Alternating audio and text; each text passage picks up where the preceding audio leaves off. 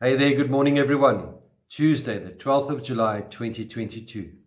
This morning's devotional is a reading from Proverbs chapter 15, verse 2, which reads, "The tongue of the wise commends knowledge, but the mouth of a fool gushes folly."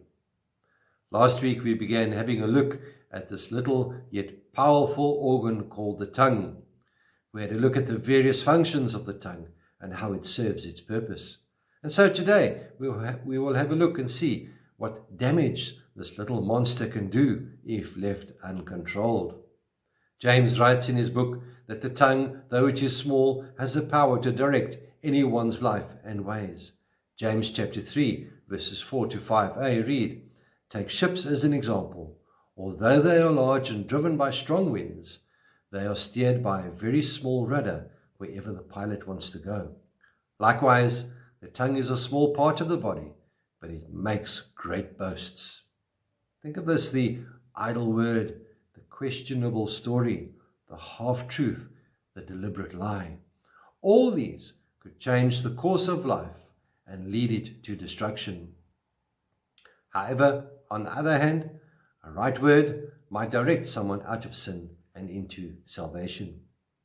The tongue has the power to destroy, and we find this in the illustration in James chapter 3 from verse 5 through to verse 8, which emphasize the fact that the tongue is a small member of the body, but it can cause great destruction. What the tongue says comes from the heart.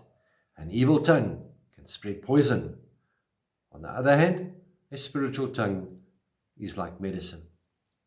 Wrong use of the tongue could be, for example, blaming God when we fall into temptation and do wrong. We should know this, that God never tempts anyone into sin. And temptation arises when a man is lured away by his own lust.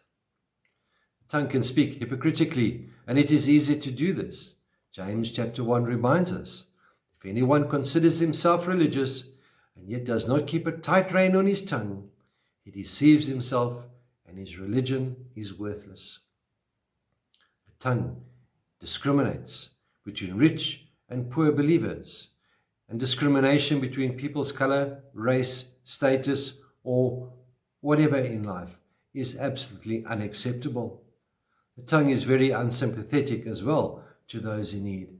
If we have a look around, there's much poverty in the world, not only poverty in the sense of food and clothing and money, but also in the sense of lack of gospel knowledge. We need to search our hearts and go out. The tongue also loves to grumble against each other. And Romans chapter 14 tells us each of us will have to answer for himself to God. So stop criticizing each other. The tongue loves to swear as well, doesn't it? And so many people, believers and non-believers alike, are careless with their words, even using God's name in vain. So we need to be very, very careful with the use of our words. My dear friends, everyone is so concerned about biological warfare and the risk of a nuclear attack, without even knowing about it, that we are at war and have been at war for many, many, many, many years. The war of controlling and subduing this little muscle called the tongue. May the Lord be with you. May he bless you. May he cause his face to shine upon you and be with you always. Goodbye.